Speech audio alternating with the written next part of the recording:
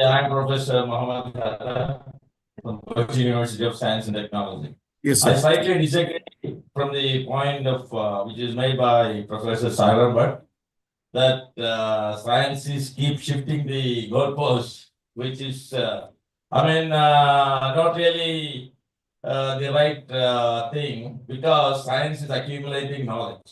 Science is always working, creating knowledge, and sometimes the actions are shifted based on the new knowledge. So here, one example which I will say, but the core science remains the same. The one very clear success of science I can say about, if you look at ozone hole, now nobody discusses about ozone hole because some few decades back we realized that it is, the CFCs which are the culprit, and there was a very successful treaty to stop banning the CFCs, and the CFCs were phased out, and the ozone hole is almost there, back to normal. It will be by 2050, it will be back to pre-industrialized levels of ozone concentration, which is good for everyone because they keep screening out the hazardous UV from, reaching the Earth's surface. And similarly, a lot of things are there. Many science is basically evolving towards reducing CO2 because it's a very clear thing that carbon dioxide concentration in the atmosphere is leading to global warming. You can look at the changes. It's very linear, and Professor Sairabat was talking about 1.5 degree was the target. That's exceeded already. It is actually almost close to 2 degrees centigrade. We actually to a level, or we already crossed the tipping point. I feel it is like for the past 10 years, every year is hotter than the previous year. 10 years in succession, people are actually really worried. So anyway, I'll come back to that when I get my slot. I'll talk a little more about this thing. Thank you very much. I'll just respond quickly. I know the time is short. I completely agree with you, sir. All respect to that idea. The only reason why I said that was in laying down the standards for law. The science of standards of what is pollution and what is contamination always becomes a challenge for law. That's the point that I'm saying. But I think on ozone, I must all kind of remind all of us that while we have spoken about human-induced factors contributing to climate change, let us not forget how much of armed conflicts have contributed to climate change right now. Right, the Israel-Gaza war, the Ukraine-Russia war.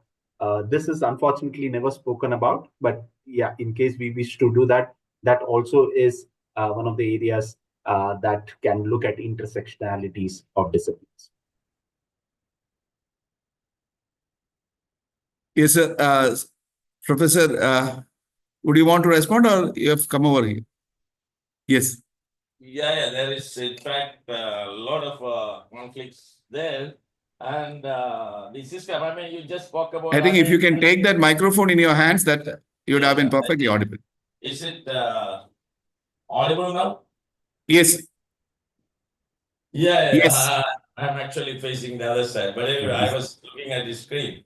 So here, one thing which again I wanted to tell about the previous speakers spoke about the interlinking of rivers and the take on interlinking of rivers, which to me, being a science person and closely following science, so I feel that is probably a disastrous thing because the flow patterns, the kind of inputs from different parts of rivers, the kind of rains which you receive in different parts of the place, and you are linking it, trying to balance the water, in different rivers, which has got several other implications, which are, everybody is connected in the food chain, everybody connected in the environment. There is physics, chemistry, biology, society, everything, very, very closely linked. So it's going to be difficult situation if they're trying to go ahead with that because you cannot change it quickly. It is the environmental impact study is also going to be very difficult. And also coming to one point, like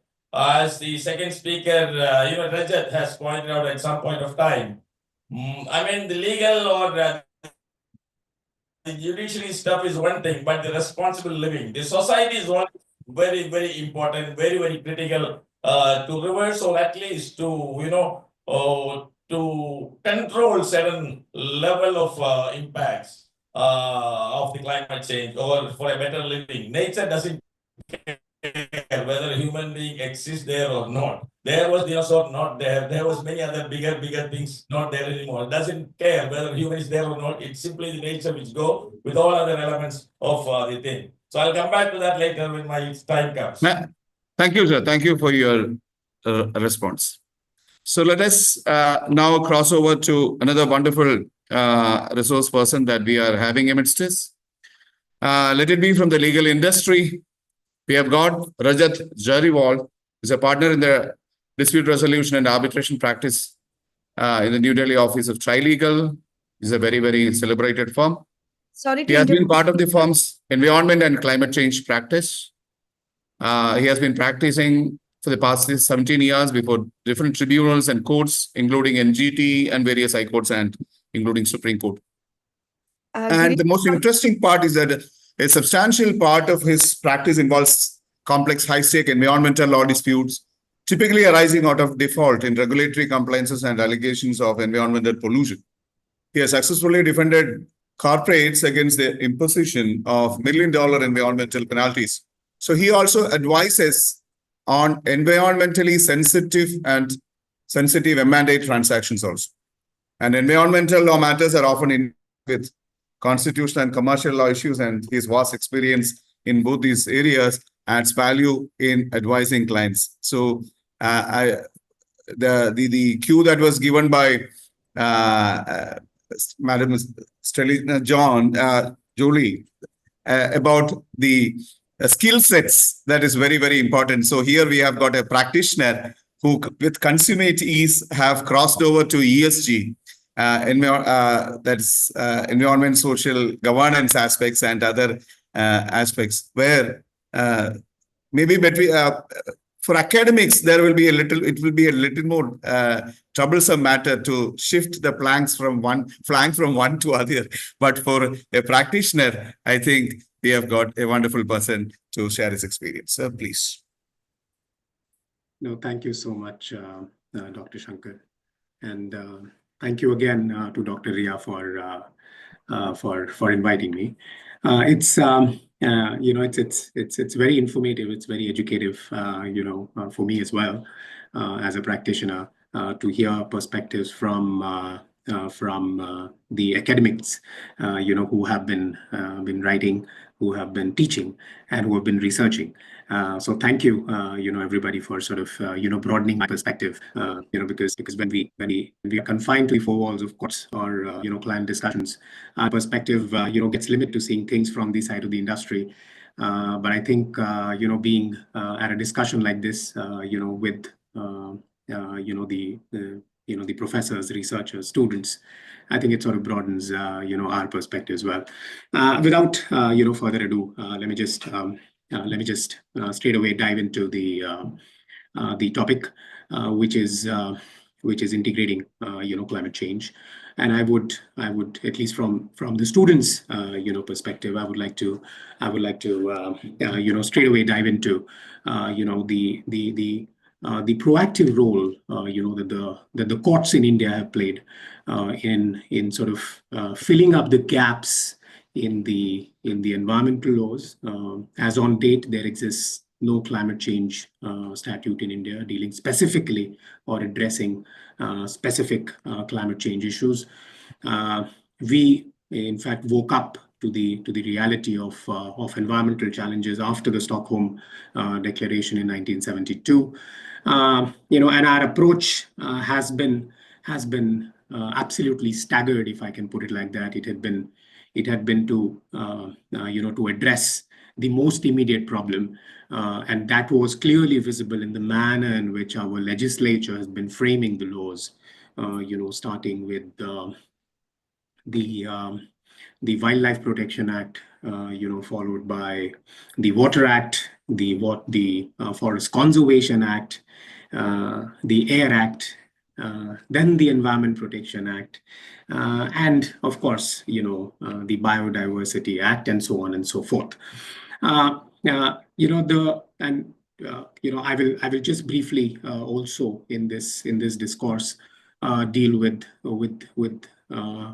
the proactive role, as I had said earlier, that the courts have played in sort of bridging all the gaps that the legislature left wide open.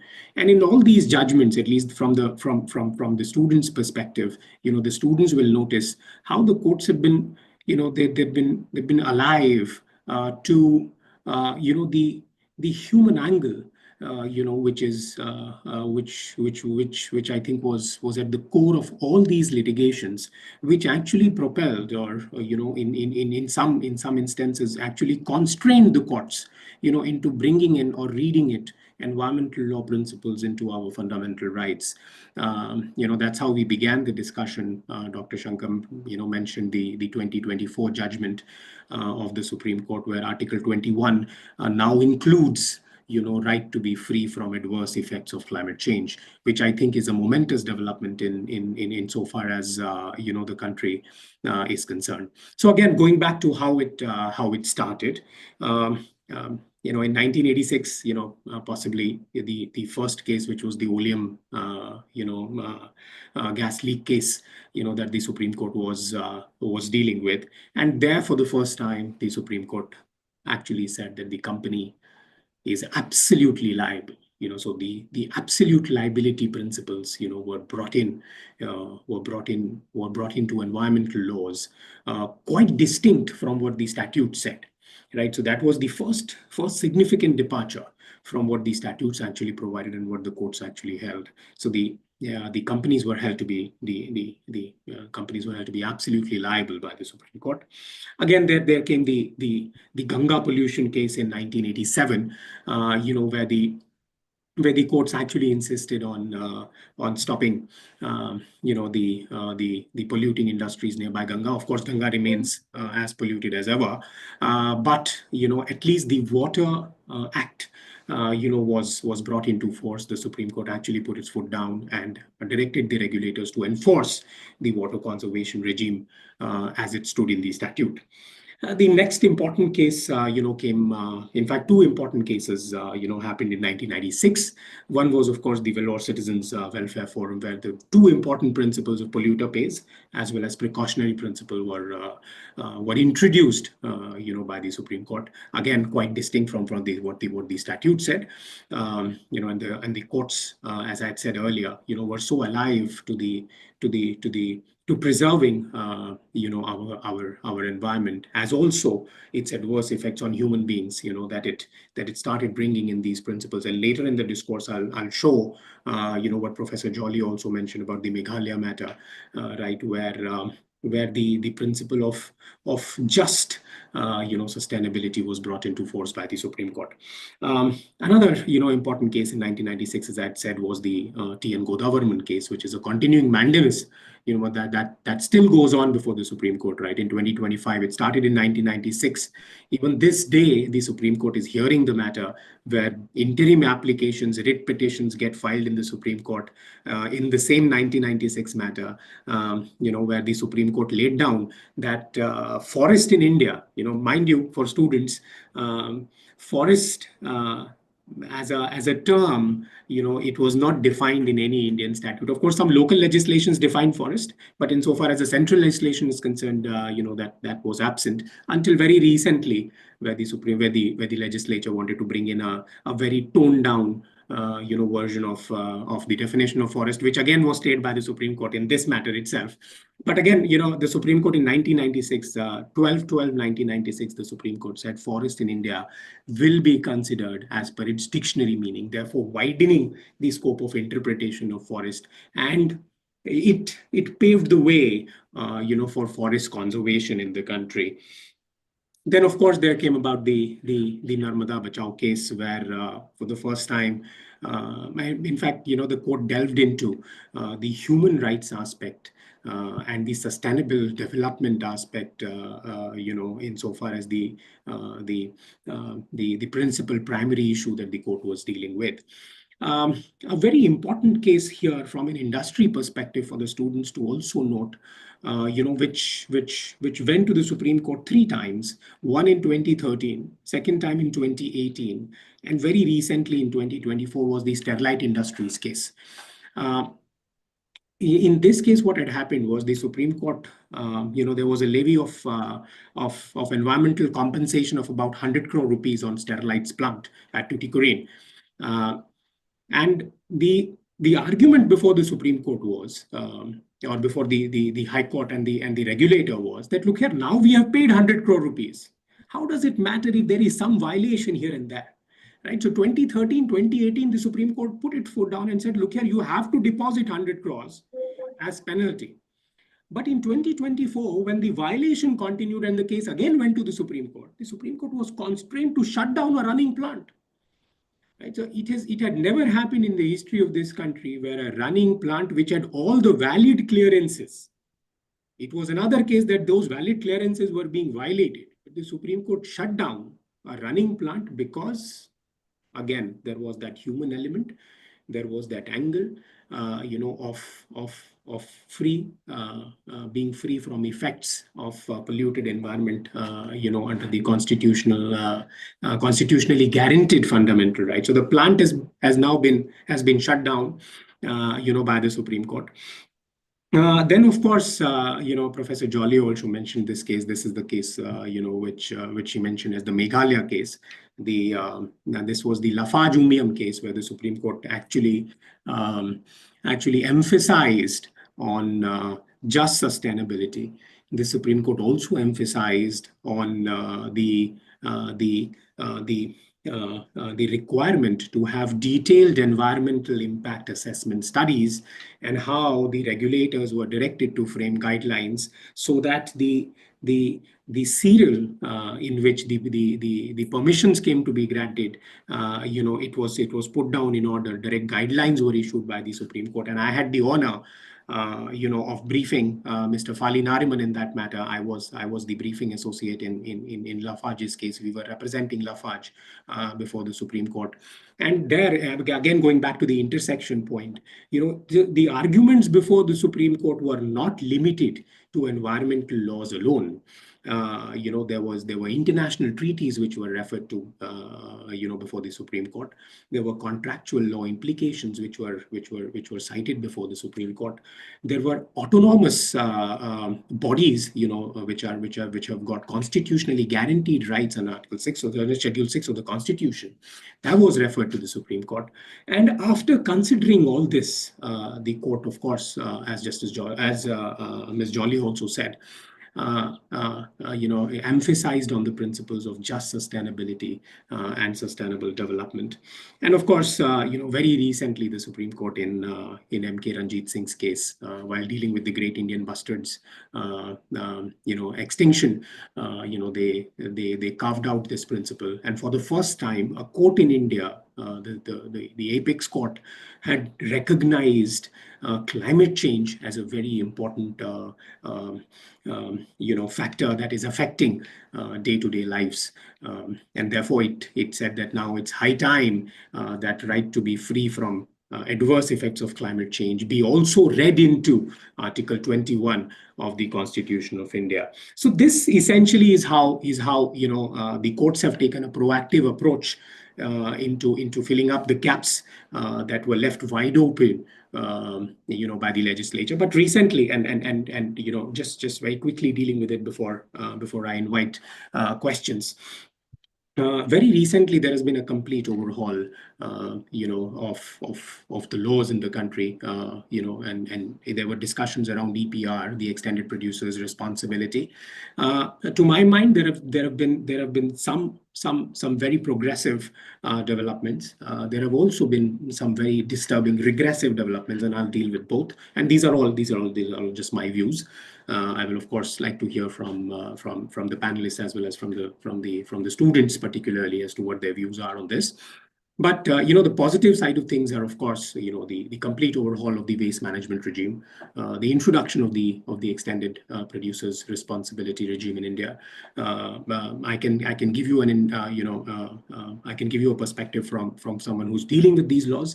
The industries are actually taking compliance very seriously. Waste management has become very, very serious. Investors, particularly, are also looking at compliances very seriously. Environmental law compliance, which was not even looked into about a decade ago in mergers and acquisitions, is being, deals fail because of lack of environmental compliances, and big deals fail because of lack of environmental compliances. That's how important environmental compliances have become in this country, and rightly so. Again, I think the panelists also touched upon the greenwashing regulations, the Consumer Protection Act, reading into some developments on branding, labeling, as unfair trade practices. These are all very, very positive developments. I'll briefly touch upon the regressive side of things, and that has to do with decriminalization, where environmental violations have been decriminalized, and you can be let off, by paying environmental compensation. So strict contractual principles of violation being taken care of by paying some money to the Pollution Control Board in the form of penalties and levies have now been legitimized without there being any criminal liability. And these changes have been introduced after the Jan Vishwas Act has now come into being. So criminal liability, it happens when one actually starts to operate without there being clearance. In all other cases, if there are violations, minor violations of the terms and conditions of the clearances, there are no criminal liabilities. They have all been done away with. Just briefly touching upon how my practice has changed, how I am collaborating with other practitioners within the law firm, as well as other external agencies. In some cases, even institutions.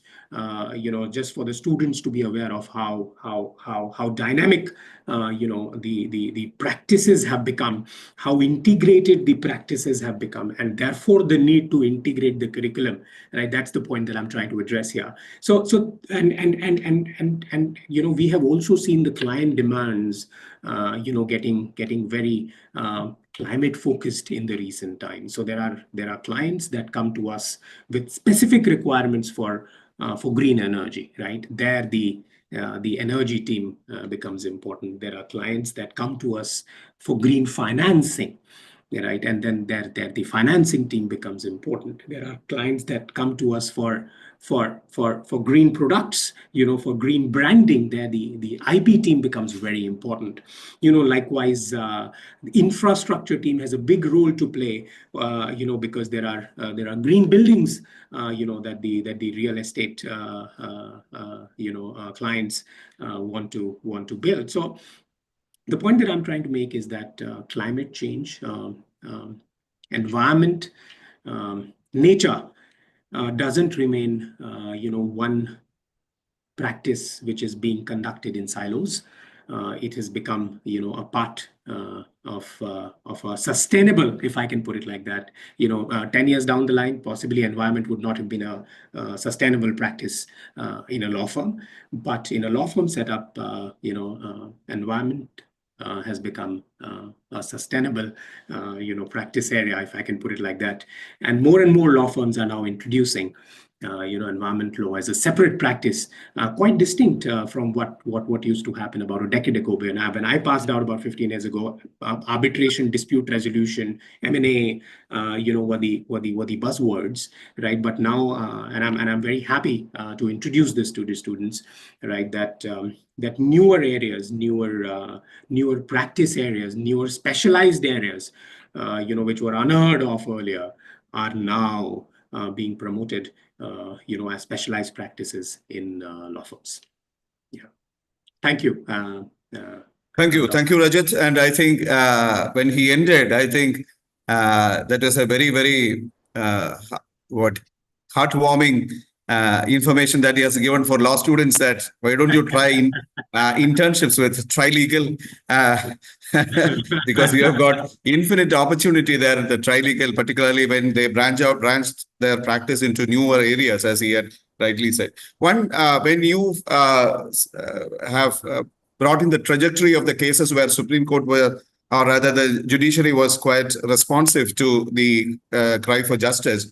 Another case that was Shiva Shakti Sugar Mills case, wherein the court said that the economic impact, the courts cannot simply lend their ears to these sort of cry for environmental securing the environmental aspects, but the economic impact of a decision which goes against continuing an establishment or starting an establishment, etc. That has also to be taken care of. Where how will you? Because closely following the heels of this particular judgment, Niti Aayog also responded conspicuously to this particular statement, saying that now this has to be taken care of when you find a flurry of decisions which is against that. No, that's a very valid point, Dr. Shankar. And it's just taking a step back to answer your question. I think it's been a bane, of our judicial system that there is no consistency. What may be right to you may not be right, to your coordinate bench, and therefore, there is that difference. In the precedent that the Supreme Court is coming up with. Thankfully, the most recent judgments are all pro environment, are all pro sustainable development. So nobody nobody is saying that economic development is not important. And I think this point was also touched upon, in the previous part of the discussion. But the entire emphasis has been on sustainable development, on intergenerational equity. While there have been some judgments here and there that have sort of taken a different approach, but I would hope the Supreme Court confines them to the particular facts and circumstances of those cases, and not make them as precedent, which is binding, irrespective of the peculiar facts of those cases. So I agree with you, Dr. Shankar, that there have been some contrary judgments, and that has always been the case with the courts. But overall, largely, particularly with the approach that the court has been taking now, because if you see all the recent legislations, all the recent office orders, memorandums, particularly very recently, the Supreme Court stayed, the grant of prior environmental clearance. So Supreme Court said, look here, the Act doesn't talk about grant of prior environment clearance. All the clearances, the Supreme Court said that the Act only talks about prior environmental clearance, right? There is no concept of post facto environmental clearance, right? So what is giving the authorities, the legislature, the regulators the right to grant post facto environmental clearances? That's a big legal issue which is right now going on before the Supreme Court, and Supreme Court is considering it. And even at the cost, the argument from the industry is that, look here, the economic development is being stalled because you have stayed the grant of post facto environmental clearance. But the Supreme Court said, look here, we'll consider all this. Right. So that is that balancing approach which is also happening, Dr. Shankar, at the same time, and thankfully so.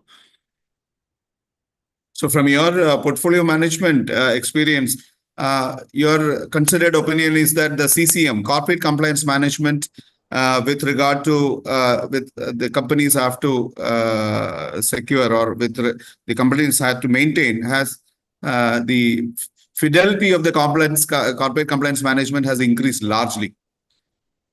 Yes, that is what you say. Yes. To answer it in one line, Dr. Shankar, compliance has become the most important word, for business. and the entire emphasis is on compliance. It's thankfully it's not restricted to just ticking the boxes alone. Industries are taking deep dive into seeing how the compliance was actually undertaken. Still, Any more baby queries? Any more? I'm happy those steps are being undertaken. Any responses? Or else we will cross over to the next speaker. Let us just switch our flanks from the legal academia to a very passionate academic who has already been with us, Professor Dr. Mohammed Hatta Abdullah. So Professor of Department of Marine Biology, Microbiology and Biochemistry of CUSAT, Cochin University of Science and Technology. Then I think it's very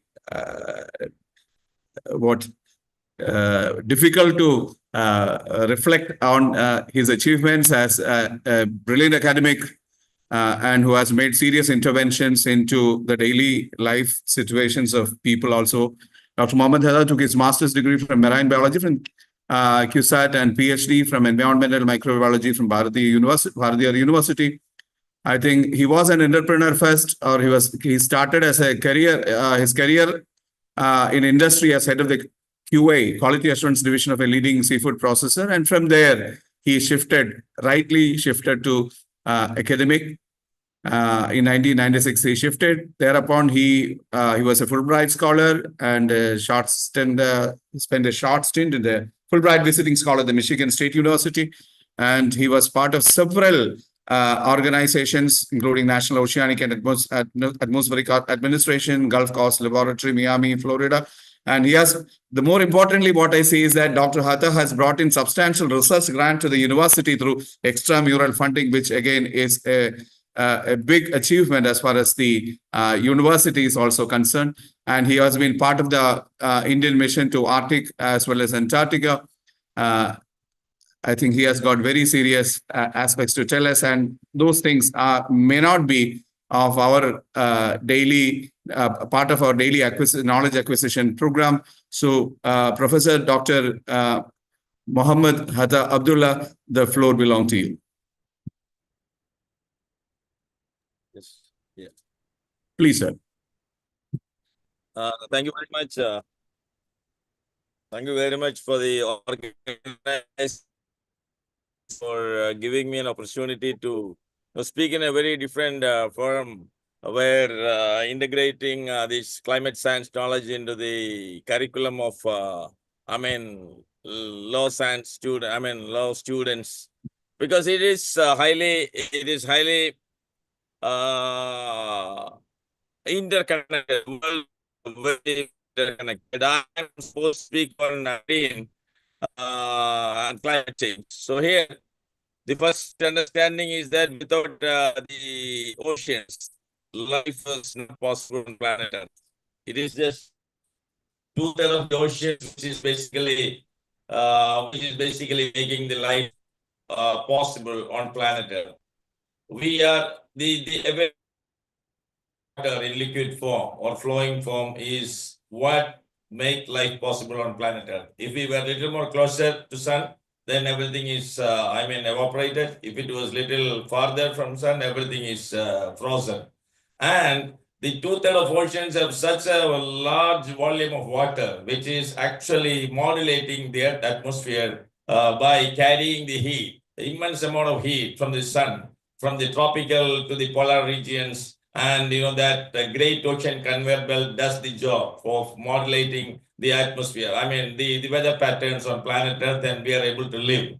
But the thing is that, the carbon concentration increase or the global warming is, it is the 1.5 was the limit set. It is already almost 2, it is there.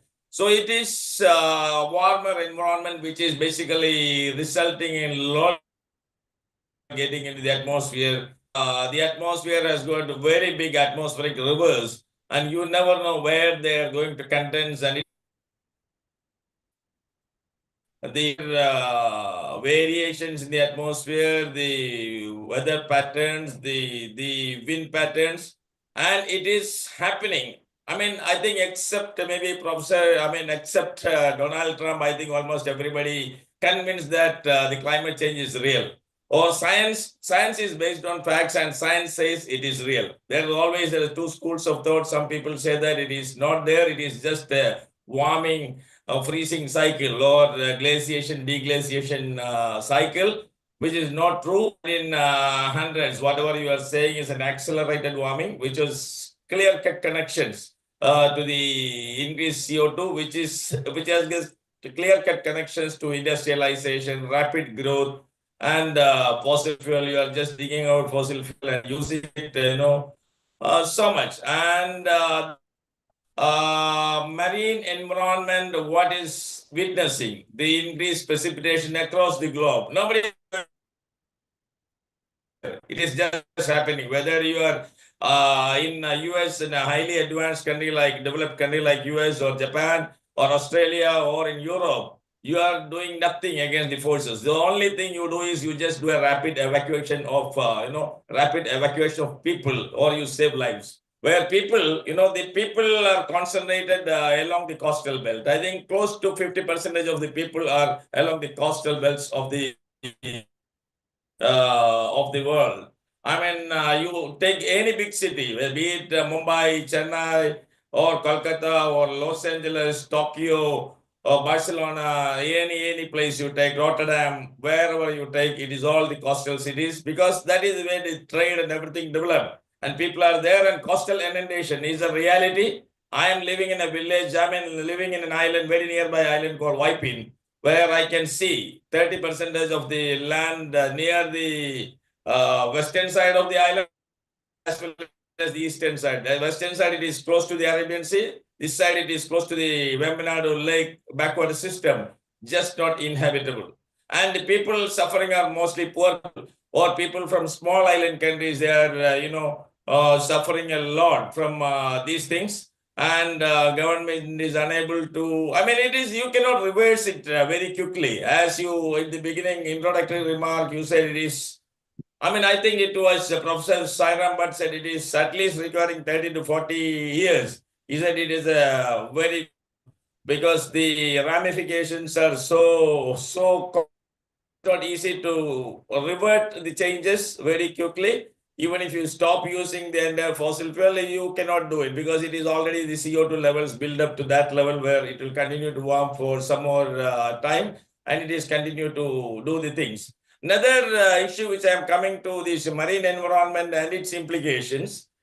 Now the government has come up with the other speaker, he said the issue is with the political, and the implementation issues. There lies one very key thing, where currently government has got a deep ocean mission or linking to blue economy, which is a very, very relevant thing. Blue economy is, very important to us, because the oceans hold so much wealth in terms of food as well as minerals, as well as many, many things. It is very, very important, and government of India is trying to develop, deep ocean technology where they can actually excavate some of this stuff and use it, because the world is looking for precious metals, minerals, which are several of them are there in the deep sea. And even India government is acquiring, or firms in India are acquiring, minefields in the Latin America, especially Argentina, Chile, and all those places. They're actually looking for big, exploration for lithium and other stuff. But when it comes to certain things, like now there is a big strike is going on in Kerala, because the coastal belt, very close, Kollam Terrace, which is a very, very important fishing belt, where they're trying to excavate some of this stuff.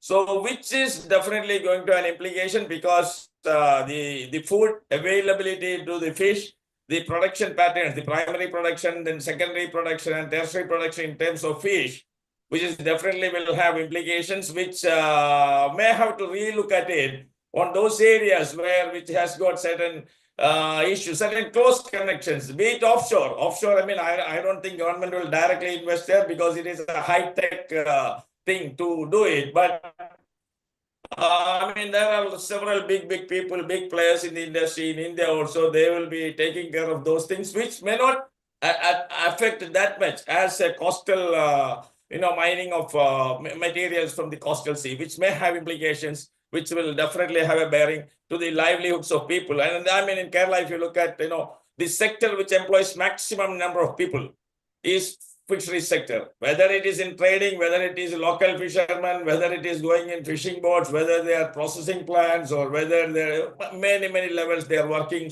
so many of them. So that is going to be an issue. And coming back to the curriculum, it's a very important thing. So I am from School of Marine Sciences, which is I studied marine biology there in School of Marine Sciences. Even those days, when I was a student of marine biology, it was like all the divisions of marine science, like marine biology, marine geology and geophysics, physical oceanography, chemical oceanography, and atmospheric sciences. Atmospheric science is nothing but looking at air-sea interactions and the climate patterns. So this was there at that time itself. So I mean, marine science people had an advantage. If you look at marine science alumni, percolation of alumni, you can see in all the marine science institutes, they are holding key positions. But it was, from those days, it was well integrated. But the thing is that in other places or many, like, it is taught in compartments. You are actually dealing from the entire, from that broader picture where everybody is connected to physics, organisms are connected in, and whatever pollution you cause the environment, it is going to come back to you with a 10x factor through food chain. There is no doubt about it. But you fail to realize, and you keep dumping stuff in the water, in the coastal seas, in other places, and you feel that the problem is solved. But the thing is that it is all coming back to you with great intensity, great power. With at least a 10x factor, it is coming to you, to each and every one of us. So it is very important that we have to have an understanding, or we have to think globally, and we have to act locally. Is very important. And it is mostly the people have to reverse, or people have to do it. People have to be much more responsible. There should be a proper system to educate people, to have a clear-cut understanding, and becoming more responsible in their action towards nature, which is the need of the hour. But unfortunately, people are mostly living with their gadgets. Just, it is the way the technology develops, and, they're mostly not interacting with the nature as much as they should do. And so I don't know whether they feel the changes as intense. And I'm an outdoor person. I spend quite some time outdoors. So I do feel, or I do get the pulse of that change. And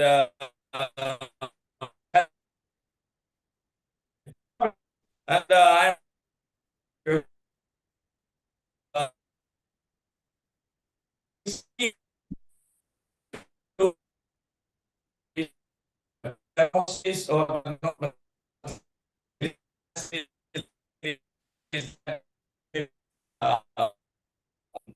role. Thank you. Thank you. I think the last portion was not that much audible. Anyway, see, being a focused school, particularly Marine School of Marine Sciences, right? Do you have got any customized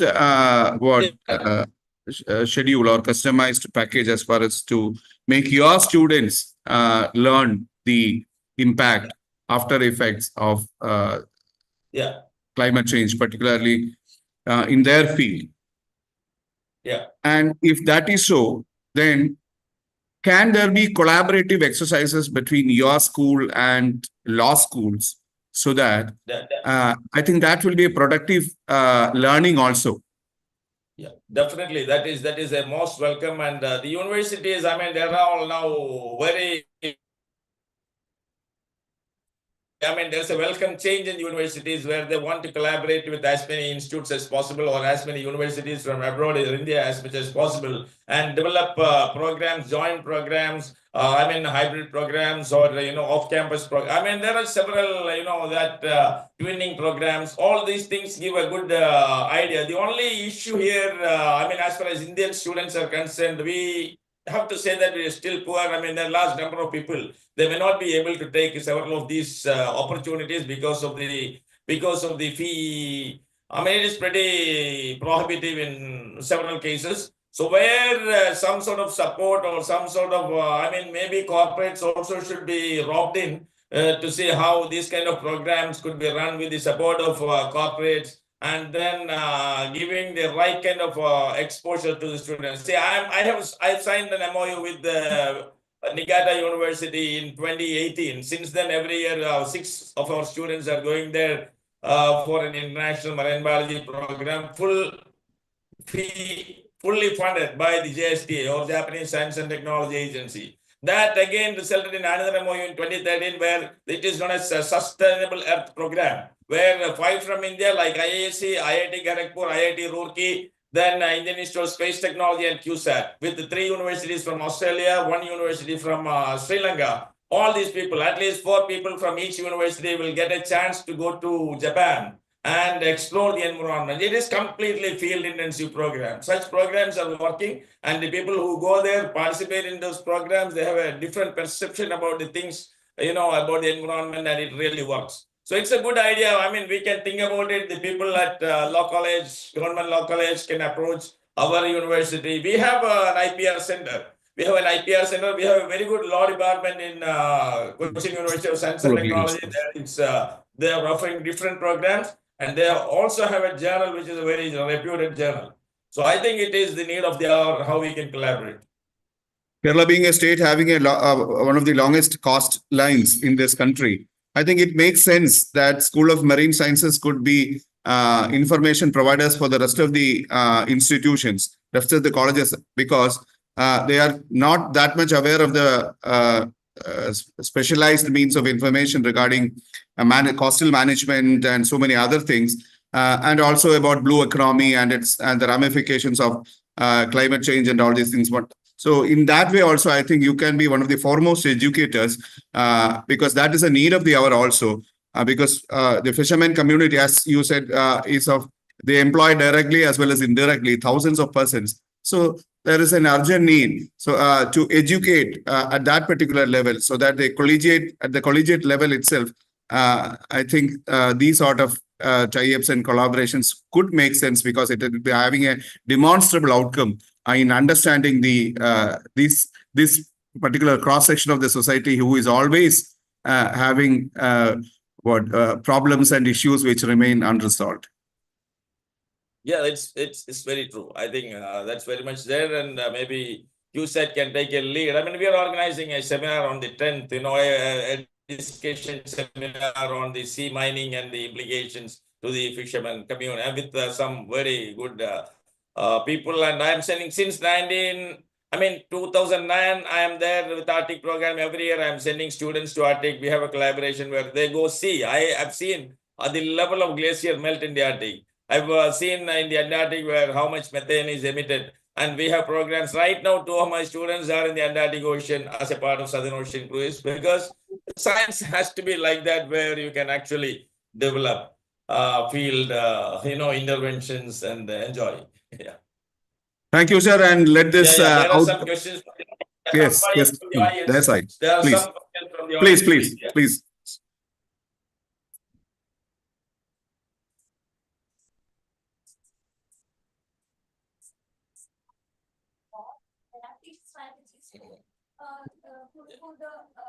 For the implication of the senior level, Yeah.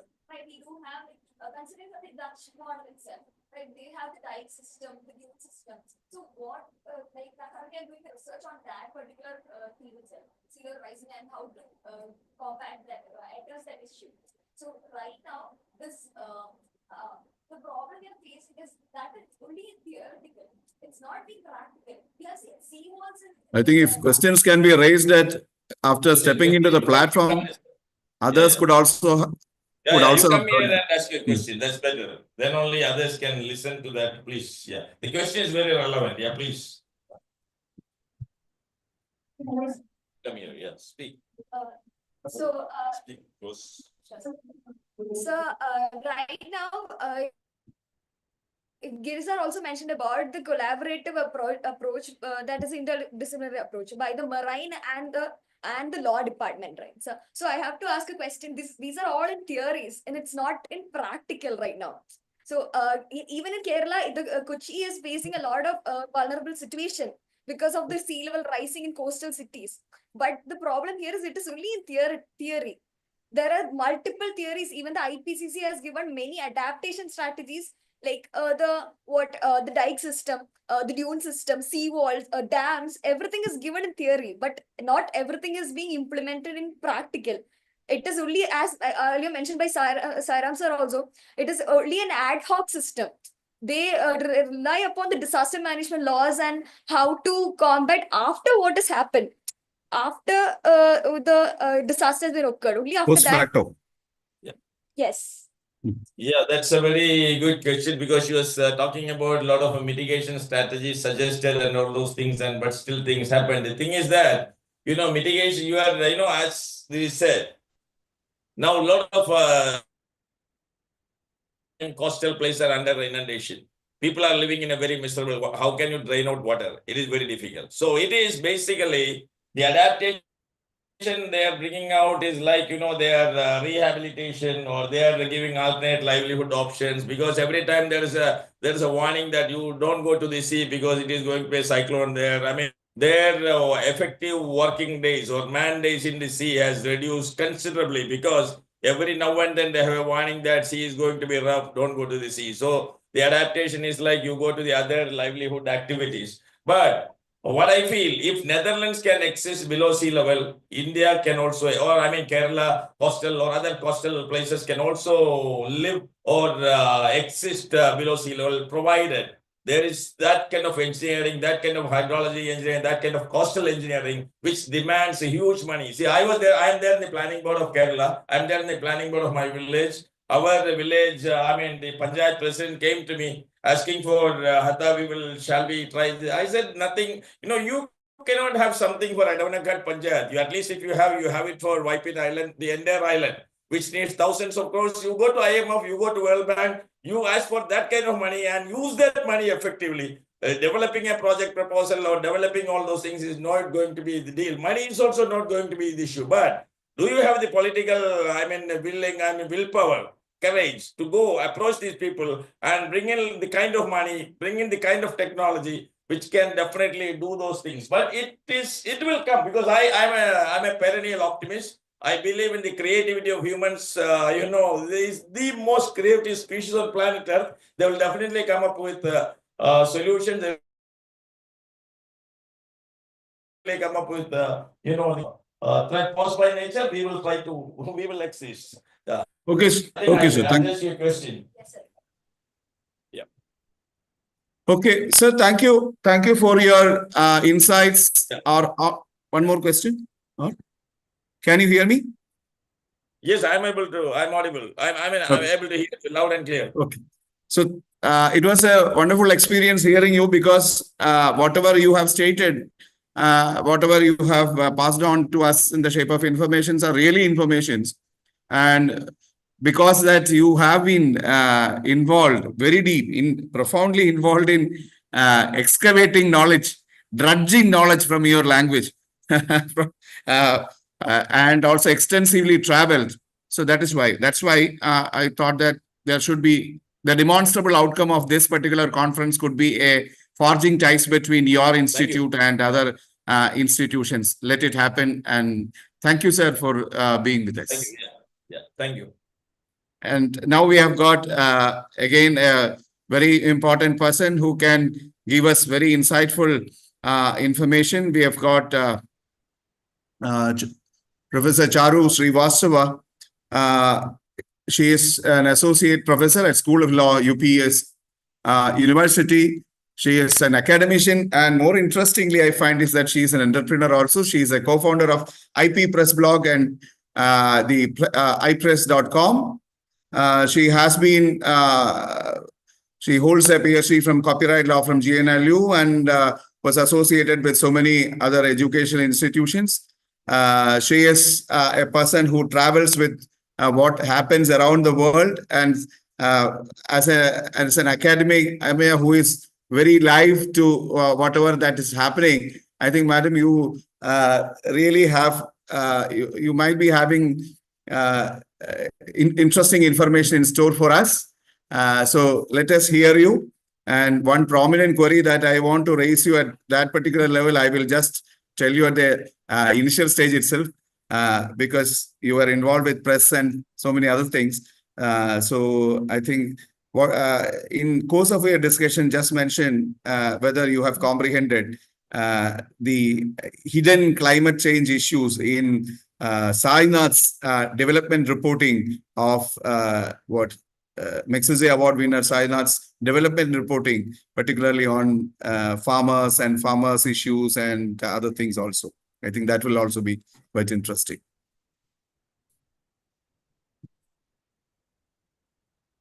Thank you. Over to you, ma'am. Thank you so much, Professor Sankar, for such a warm welcome. Although I couldn't hear your last question with some technical. I will intervene sometime later, ma'am. Absolutely. Thank you so much. And I'm also thankful to Dr. Diana and Dr. Rhea for inviting me.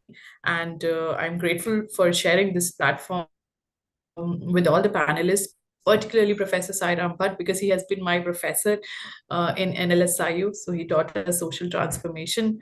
I remember backed by law or law transformation. And perhaps this is what we are discussing right now, that how do we tackle this climate change? We need attention from the grassroots level, local, regional level, rather than just discussing policies and international conventions. Anyway, so I'm going to talk about a very interesting intersection, which I think a professor from marine biology has already discussed. I'm going to bring in another perspective to it, which is of patent laws. So the intersection that I am addressing today is between patent laws, marine law, and environmental. So the reason I picked up marine law is because of Cochin, that Cochin has one of the busiest ports as far as shipping is concerned, and I'm sure it has also contributed to climate change in that region. I think one of the students also talked about the rising sea level and the issues that that people face while going to the sea. So we understand that ocean regulates everything. It regulates your right to food, it regulates climate, a livelihood, etc. So it is a very important component of our life. And as far as shipping is concerned, it acts as a global transportation system, which not only helps developing countries, but also developed countries in terms of providing essential raw material to both sets of the world. And it also brings cultural exchanges, tourism, economic, social development, and so on and so forth. But having said that, it also impacts the climate to such an extent that we have reached to a state where we are discussing how to address this situation. So if you look at the facts and the figures and reports that exist, that maritime sector contributes nearly 3% of the global CO2 emission, sulfur emission, NO2 emission, and there have been several reports that estimate how it has impacted particular regions where ports are situated, be it EU, be it India, Africa, Asia, etc. So oil discharge from the vessels, or ballast water discharge, or transportation of invasive region to another region, or sewage waste, all these things have contributed to the degradation of marine life, aquatic life, which impacts the climate of not only of the entire globe. And IMO has actually, with international organization, has actually come up with different conventions to deal with different issues concerning with marine pollution. We have MARPOL that addresses the pollution concerns. We have SOLAS that addresses the life at sea concern, and there is 2030 sustainable agendas, particularly Agenda 13 and Sustainable Development Goal 13 and 14 that addresses climate change and life below water. And because of these sustainable development goals, IMO has also adopted strategies. For example, sulfur cap, which says that by 2030, we need to reduce our greenhouse gas emissions. And in the year 2020, IMO mandated that the ships cannot be using high sulfur fuel, or the emission should not be more than 0.5. So there have been certain strategies, certain mandates, certain obligations that IMO have come up with. However, the issue still remains the same as to whether ships have complied with the mandates of IMO or the international conventions and so on and so forth. Now, coming to the patent law, that how am I going to integrate patent law with environment, that there is a need to develop sustainable innovation. There's a need to develop innovations that reduces pollution at sea. And if we look at the dominance of developed countries, most of the patents that relate to marine equipment or marine industry come from the developed countries like Japan, Korea, China, Germany. So the data that is presented by WIPO 2022 or 23, you will find that 85% of the share of patent applications come from these developed countries, which depicts the dominance that developed nations have on, marine patenting marine technology. And this is where the problem of access to technology comes, wherein developing nations do not have access to such technologies so as to incorporate them or comply with the international conventions. So therein, I think the role of patent law comes into picture, or global community comes into picture, where we need to look at how or whether developing nations are able to comply with these mandates or not. And one of the solution could be providing them access to such technologies at cheaper rates, or we should have more licensing agreements, and so on and so forth. And probably that is how we can bridge that gap. We can lower the pollution that happens across the globe. And another thing is, when any invention is granted patent, the officers don't really go into the question of how is this invention going to impact the society. There's no environment impact assessment of these technologies. However, Patent Act does have a provision that says that any invention which is prejudicial or which causes harm to animal life or human life or environment can be revoked, but hardly you will come across any rejection on the ground that this invention is going to impact environment in so many ways. So that impact assessment of innovations is lacking, and access to green technology by developing nations, again, that is lacking. We need to have policies which are aligned. So whether patent policies or whether IPR policies are aligned with environmental law, that is another thing that needs to be relooked at. Now, coming to how do we integrate these studies, as I've already mentioned, I think while teaching these specific areas, for example, patent laws or IPR legislation, we need to teach students how does it interact with climate change, because these two are related to each other. These two are to be aligned with each other in order to ensure that we achieve sustainable development goals.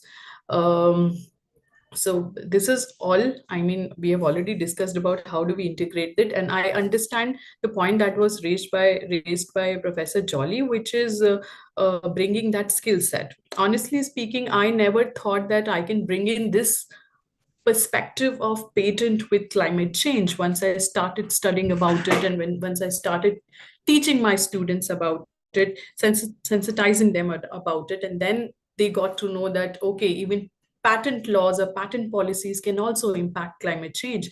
And I'm sure that in other fields of law as well, if we start integrating these two dimensions, it is going to sensitize students, make them understand that why is it important to study a particular subject from different dimensions. I think this is all, in case there is any question. Thank you, Professor Charu.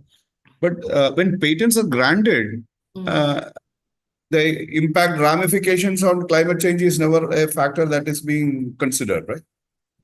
So the Patent Act does mention that no patent to an invention which can cause harm to human life, animal life, or in. But generally, when any invention is assessed by Office of Controller, they look into whether it is new, whether it is going to have an industrial application, whether it is inventive or not. Unless it is questioned or objected by a third party, usually this question is not addressed. So, assessing an invention's capability or potential of harming an environment becomes a very critical. It can contribute to ensuring that no innovation comes to the market which can hamper the environment. So that is somewhat lacking. So it is all about the fact that the terminology or the nomenclature or expression climate change does not figure. But the yes. manifold impacts of climate change could be there if a proper assessment is done. Yes. For Then- example, there are two case studies that I refer to. One is the ballast water treatment system. So basically, what ballast water is that ships store water to bring stability to the ships. So let's say you fill water from Cochin and then you discharge this water somewhere near China. So what you do is you are actually transporting species from one area to another region. And these species will become invasive in the other region, leading to decrease in aquatic life in that region. And it has also been reported that cholera was also transported this way. There are certain reports that prove that. So then the mandate came that every ship needs to have a ballast water treatment system. Now, there are companies that have patent over ballast water treatment system, which makes it expensive. So there are many ships that may not have complied with the requirement. So grant of patent under certain circumstances acts as a barrier to reducing pollution by ships. It can also act as a trade barrier. So the argument is that the patent sometimes acts as a hurdle to reducing, unless we bring in certain exceptions. Exceptions could be that in case patent is going to impact environment under compulsory licensing, or there should be easier technology transfer agreements in such cases. Similarly, sulfur capping, which is levied, there is an invention known as scrubber. So scrubber helps to reduce sulfur. Now, there are companies that hold patent over scrubber. That again, it is very expensive for certain ships to use that technology, so which is actually going to impact environment. So there are two schools of thought. One says that patent actually does not create monopoly because you need to incentivize the innovators, otherwise they would not invest in R&D. But then you need to balance patent rights with public interest. So in certain circumstances, you need to bring in that compulsory licensing aspect, or you need to bring in environmental aspect and ensure that that technology is available to all at lower price or cheaper prices. So that's the argument. And that is how I'm trying to integrate these two in my classroom teaching. Yes. Strategies to manage and to contain the ill effects of climate change, can we say that is being encumbered by the patent regime? Right. Any other questions, queries? I have a question. Yeah. So, Shruti, a bit more louder. So, am I audible now? Yes. Okay, ma'am, my question is with regarding the patent law system that we have in India. Mhm. In the latest report that India submitted to the UNFCCC, the biannual report, India has stated two main reasons why it is not able to meet its climate change goals and why it will not be able to meet its future goals because of two reasons. especially the carbon emission goals that we have.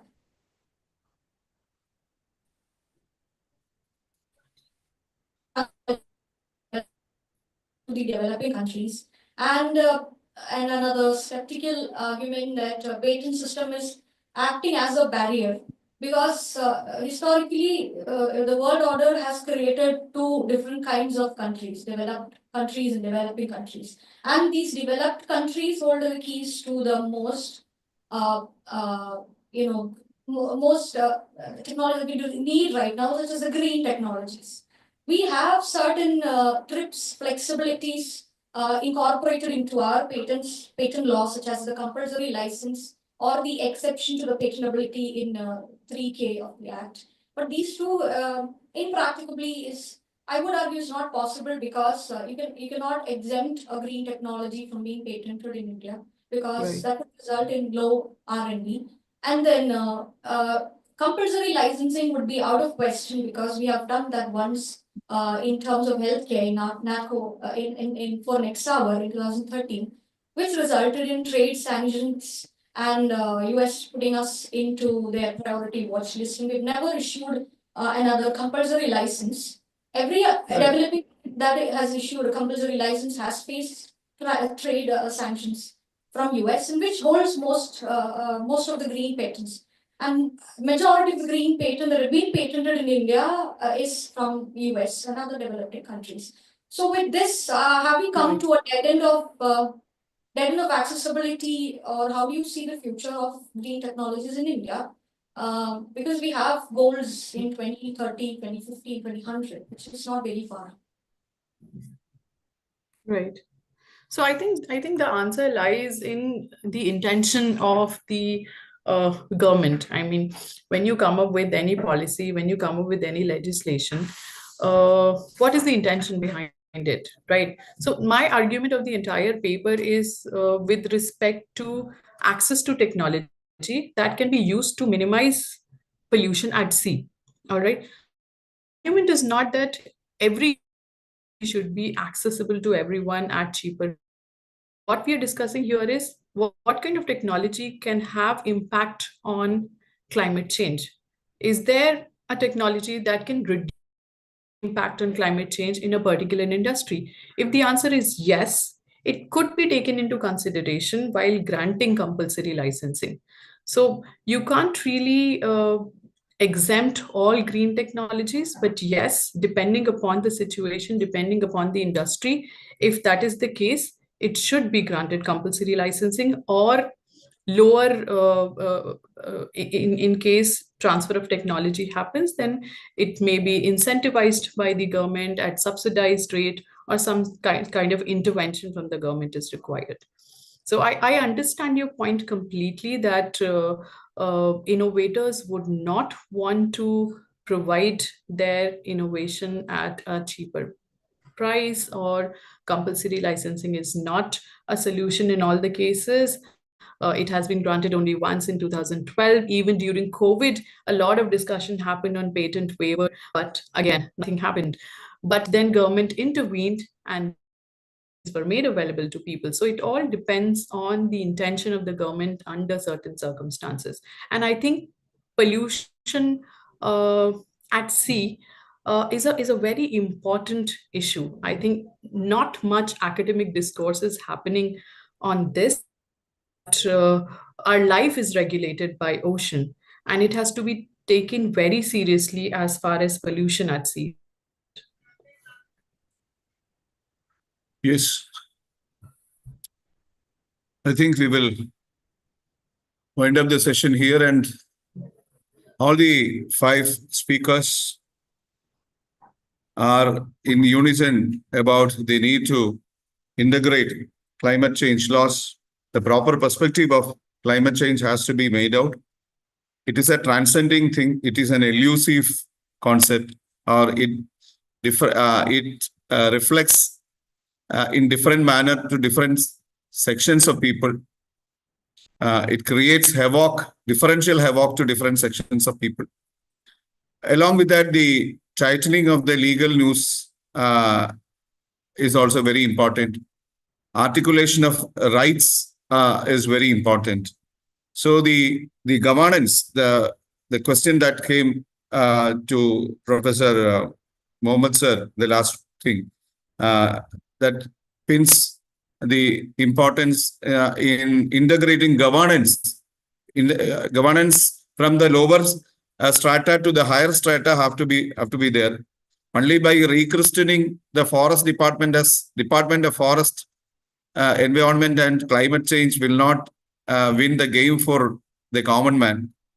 But apart from that, you need to keep your foot down and then involve in foundation basic activities. So even awareness, creation of awareness among common man, then the educational institutions have to shoulder a very promising role, not only the legal education institutions, but all other educational institutions. And in whatever platforms that we can integrate our activities, that should be explored.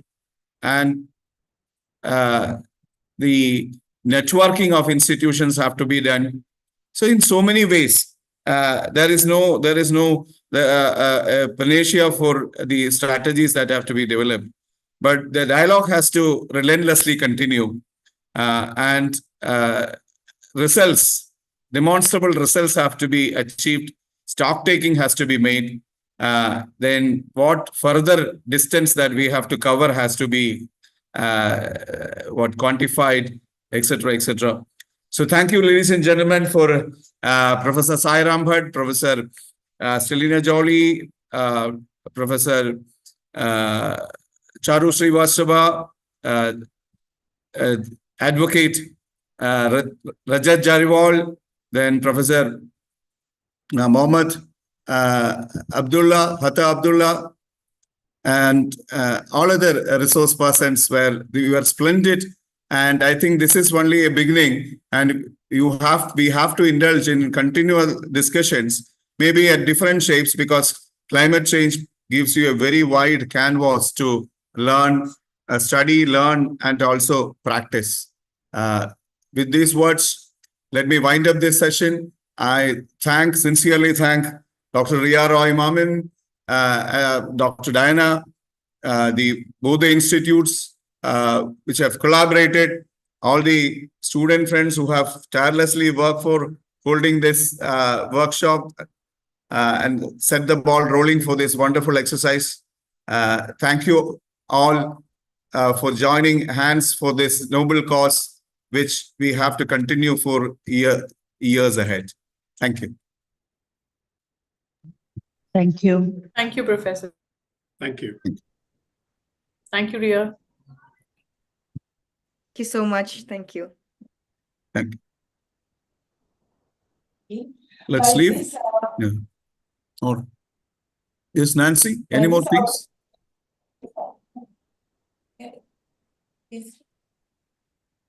Shall we leave? Okay.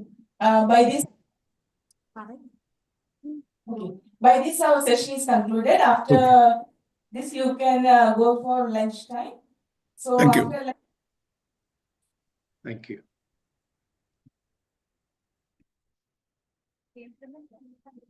After lunch, please for the presentation. Join by 2 p.m.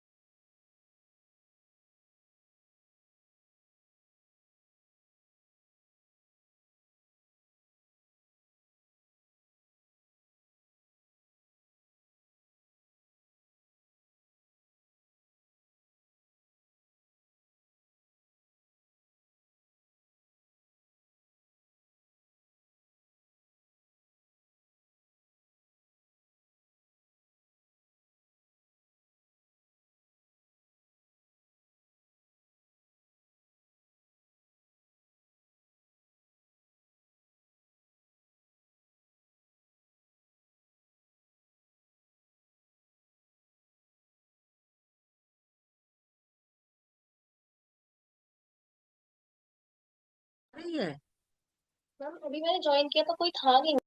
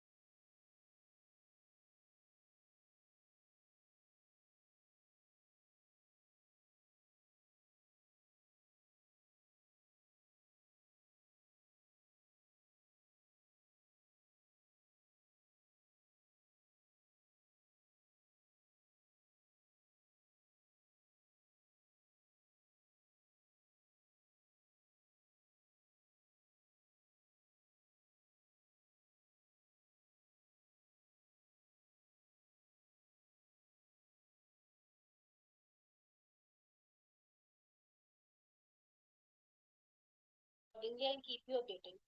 ठीक।